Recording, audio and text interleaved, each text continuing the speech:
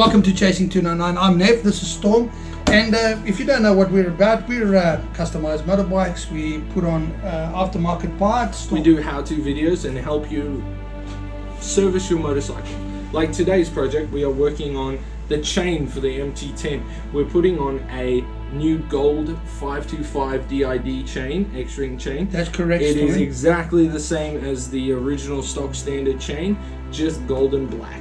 They come stock with a DID factory 525 X-ring chain.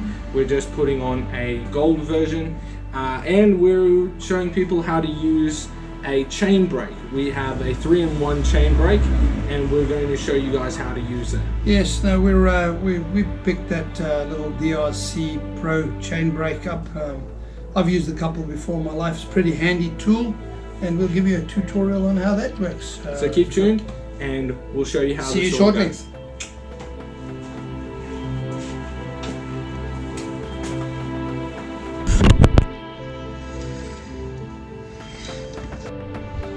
Alrighty guys, today we are replacing the MT10's chain with this gold DID chain. It is awesome. We're going to need a couple more tools, and we'll explain to you guys how to use a chain brake. So here's the chain that we're replacing the stock chain with. We're replacing the stock chain with the DID professional motorcycle chain. Costs $179.95 or 180 bucks. It's a 525 VX chain. It's an X-ring chain, and it's gold and black. It's gonna look awesome. So guys, this is the chain brake that we're using. It's called a DRC Hardware Pro Chain Tool. It's a 3-in-1 braking chain, pressing, side plate, and rivet chain pins.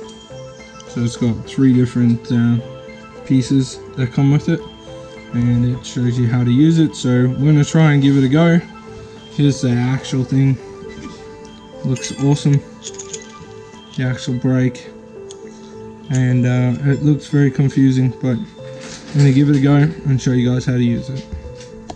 So guys, it's got a description on it. Right here it says 4 different chains, 520, 525 and 530.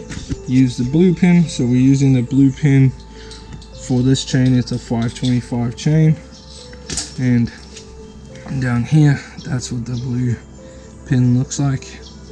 So that's going to help us out. Now when you look at this DRC Pro chain breaker, when you get ready to use it, you're going to slide that fella out of the mount. You're going to take off the stopper, take that off, and you slide this pin. The blue one. The blue one, that's the blue one for the 520 and 525 chains. And you'll find this is the actual adjuster that actually slides the pin out. If you ever look at that, it slides the pin out when you turn it. And this will adjust you for your actual chain. Right here, see this pin that's going to, this little plunger, that plunger there that fell into that hole, that's the action it wants, because that's going to push the pin out through the chain. So you slide this back into the actual collar, and when you choose your link, make sure that you choose a link that you can actually work on. Get it on there, make it nice and tight. So you fasten that big one. Yeah, so you get to fasten the big one. Now what you want to do is you take your spanner and you just give it a gentle nip so it holds fast. Yeah, so your spanner, and you hold on to the lever, and then what we want to do is just gently. So what I'll do is now I'll undo this just to show you. The other one. Pull the other one. Yeah, I'll do that. There we go. So there you can see that it's punched a hole where the link was. So these are considered, what kind of chains are these? These are riveted chains? Yes. And the other type, or the one you have a master link, which you pull the pin out. That's quite right. It makes a very loud noise in the video. Alright. That clingy is just part of the job. Of course, naturally we've got to wind this pin back into it. And that's all. And there we go, there's your X-strings. A ring chain. The X-strings. X-O-rings. So there we go, it's easy as that. The pins push out, then you just remove that, and it's as easy as just pulling on the link and your chain splits. So we're going to get to the next part. So here guys, we have the residue of what it looks like. This link cannot be reused just because it's folded the metal strangely when it pulled it out. The X-strings you could probably use again, but not advised to use them. Use new ones. So guys, we've just gone and unboxed this gold chain. It looks awesome. So those for you that are doing it for the first time, slide in the master link like this. Lay your chain down. Yeah, lay your chain down. Now, so what you do is you connect the new chain to the old chain, and then you use the momentum of the wheel pulling it through. Oh, stop. Don't do that. But you use it to pull the chain through. Yo, Dad, you're gonna get my fingers caught. Don't put your fingers there then. Leave it, it's done. Alright, so there we go. You pulled through the new chain, and you've left the old chain here where the new chain started. So it's easy. You just feed it through, and it lays the new chain straight through in the proper position. Don't get your hands caught like I almost did. Just make sure to keep your hands far away. My uncle lost his fingers that way. Well, it was driving, but yeah, it's not good. So keep your hands away, and then rejoining the chain is going to be a whole nother problem. If you want to stand a chance to win this bike for only $1, go check out our links in the description below. It'll be the best investment. Subscribe. See you soon. You see over here we've got the master link, and it's got its X-ring. We've slipped both X-rings on, and now what are we doing, Dad? We're gonna put a little bit of lube. So that's supplied lube. Supplied lube out of the packet. You gotta get a little lube. Get a little bit of lube in there just to grease it up a little bit. If you don't have lube, a little bit of spit. Yeah. Big, good If you don't have lube, get some. Anything is better than nothing. Take that. I'll slide that fella on there. And I'm trying to stay away from Dad's broken feet here. I'm so sorry I stepped on your feet. Dad was holding in his scream. I stood on his foot. Now, if you have a look, see what the go is here. You see the massive amount of slack on that chain. Storm, you see that? Yeah. So what we need to do now is, I've done that on purpose so that you can see that the length of chain isn't necessarily right. Yeah, because you could have something with an extended swing arm on, and you still want a chain that Yeah, will but be the able fact to. of the matter is here is we need to now go back, and we are going to count the actual links on the stock factory chain, which should be about 58 links, and we're going to go back and we're going to count these links And remove the excess ones. There we go. Come. So guys, what we've had to do is pull out the chain again with the link attached to the old chain. Pull it out, count it, and then feed it back in. So yeah, there are 59 links on this gold chain and 58 on the old chain. So we're going to remove one link, and it's actually 2 links, isn't it? Hey Dad? That's It's a link and a half. Link in a bit. Link in a bit. That we're removing. We want to. Scratching it. You can roll over closer if you want to. You want to make sure that it comes out clean and smooth. There's no debris inside it. So we just keep doing this, and we'll do the same with the other one, and we'll hop back to that. So here we go, guys. These are the link and a half that Dad and I just removed. We're going to keep these for spare parts, little X-rings and pins, and even these little gold links here. They can be reused, but the pins obviously cannot be reused. But we'll just put that together in a little bag and use it when we need it. As a wise man once said, there's no such thing as bad spare parts. Dad and I must have miscounted. Something that frequently does happen. It happens to everybody. What are the count? What are the things? How many? 56. 56. Okay, so that means 2 more links need to come off. Let's just dummy it. If you flex this to 2 links across, how does that look? Go over 2 links. That looks better. Looks heaps better.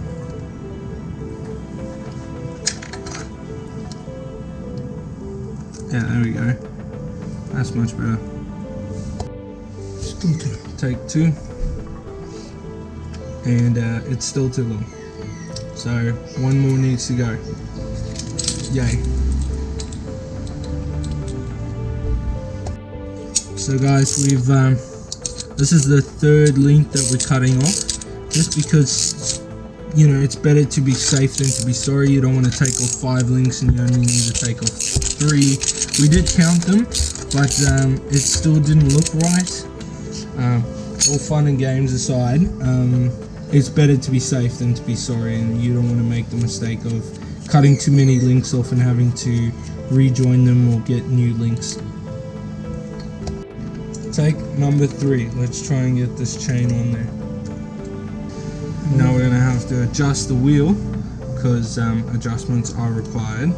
That is just removing, slacking this locker bolt, and then adjusting the actual bolt inwards, and undoing the axle bolt. So now that Dad's busy undoing these, the adjuster bolts, you can see there are these markings on the swing arm, and each one is a measurement for how close you are or how far you are.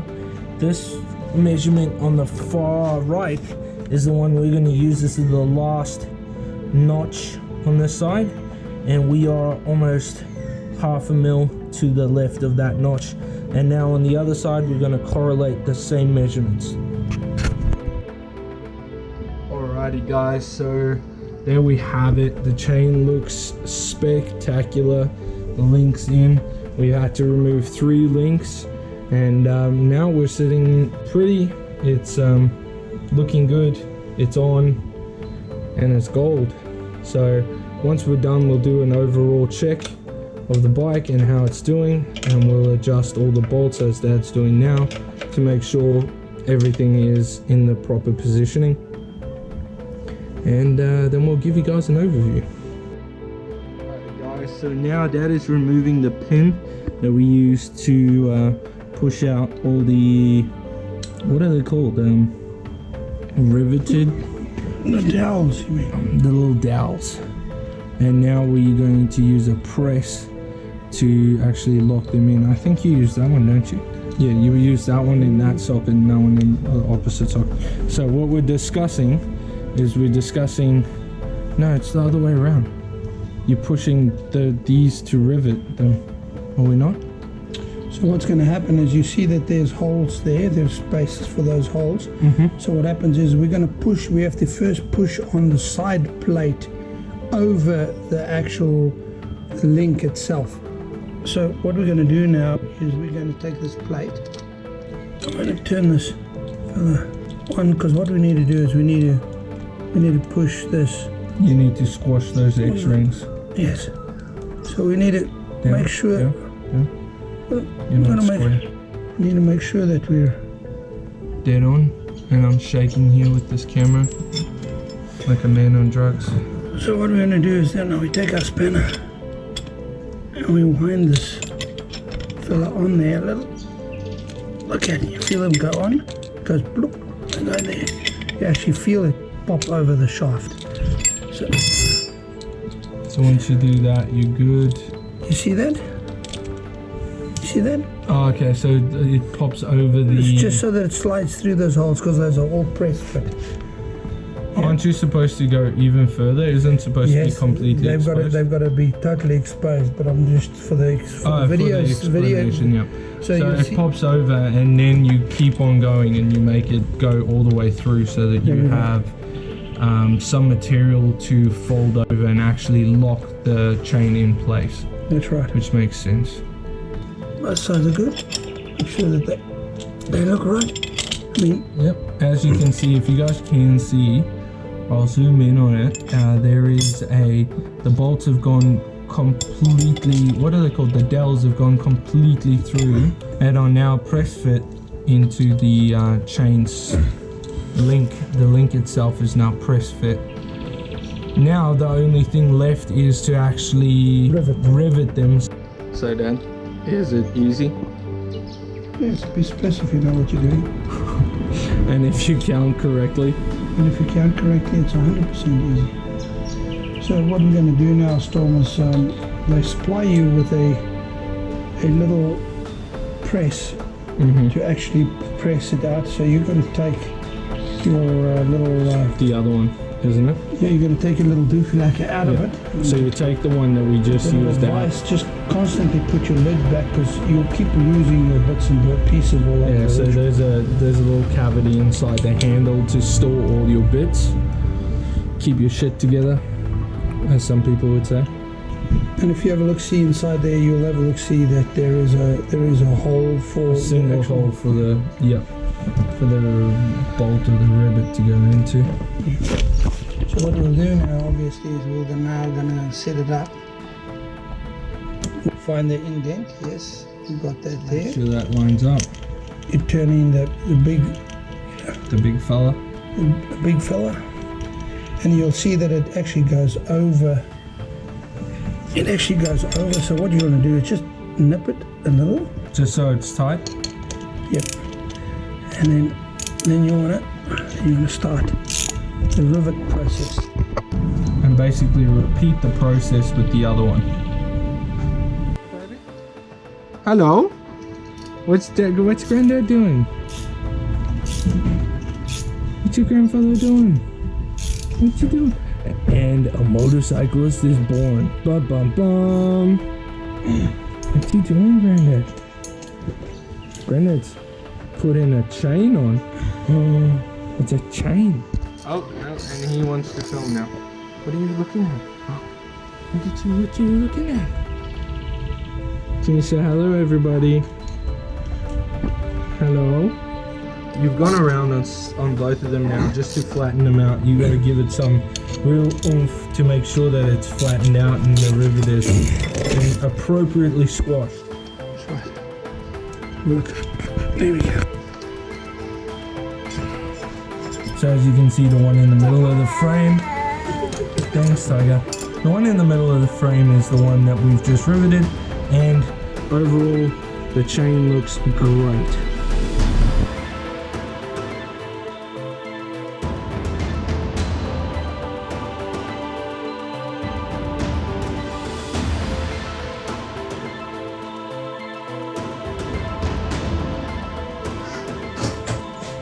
Welcome back to the wrap-up, Stormy. Welcome back to the video you're already watching. Guys, we're going to wrap up this with explaining the three things that we used on the DRC, DRC Pro chain breaker. The chain breaker. We used a punch to punch out the pins. Setting plate. The setting plate to push and hold the new link in. And then the riveting tool, which then we riveted and set that in position. It worked immaculately, don't you? You've used a bunch of them before. It's a very good tool, easy to use. The guide's good. Follow the link. Another bit of advice, guys. take off your old chain, lay it down, measure it, make sure that you there are a lot of off. errors that can be made during the process of changing your chain out. Make sure that you put down what amount of links you have, write it down, keep it in your memory before you go and make the mistake that we did. We cut 3 separate links off 3 cuts instead of doing 3 links in 1 cut because we measured incorrectly the first 2 times. Very important thing is once you've put that rivet back together, make sure that you rivet the pins properly. Even if you have to go around twice and push both of them twice, there is a lot amount of force that you need to apply. You got to understand that chain is under a lot of force when it's on your bike, so you need to apply it equal. And this is coming from somebody that rides MT10 Storm. Yes. It's critically important that you get that right. If you don't feel confident and you have questions, please do not hesitate comment to down comment below. us. We know that there are pros out there that have changed chains multiple different times. You guys are legends, thank you very much. But this is honestly for newbies that have never done this before, or for people that have changed chains without having to use a chain breaker, or don't know how to use a chain breaker. Or going back to the old-fashioned master link, you know. Or a master link. And if you've never riveted it before, look, riveting, it's not going to come off. Once yeah, you've it's a riveted lot it more on, it's on. reliable. It's a lot more reliable. And guys, at that note, if you like this video, hit the like button. If you loved it, subscribe. And guys, honestly, if you have any questions, please comment them down below. If you have any tips for us on how to make our videos better, hit that comment down below.